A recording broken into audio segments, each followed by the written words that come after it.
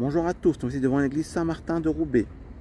Si la légende fait remonter les origines de l'église au IXe siècle, sa présence est attestée en 1169, mais il ne reste rien du bâtiment roman originel. L'église actuelle fait suite à un édifice gothique à 3 nefs bâti au XVe siècle, profondément remanié au milieu du XIXe siècle par l'architecte Charles Leroy. L'édifice du XVe siècle, il ne reste ainsi que la tour de façade, laissée inachevée en 1571, et quelques colonnes de la nef. Les travaux de reconstruction entrepris par Charles Leroy s'étendent de 1848 jusqu'en 1859. Deux nefs sont là rajoutées, ainsi qu'une façade monumentale de style néo-gothique, donnant au sud sur la place. L'intérieur est également restructuré et le chœur refait. Le tour de la façade du XVIe siècle est entouré de deux portails à décor néo-gothique. De même, la façade sud est dotée d'un portail monumental surmonté de 3 clochons fortement typés de style néo-gothique, de forme rectangulaire assez large.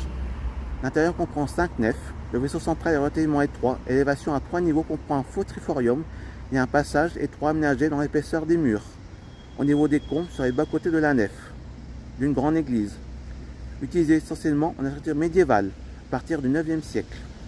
Le triforium est un composant essentiel de l'élévation interne, en architecture gothique.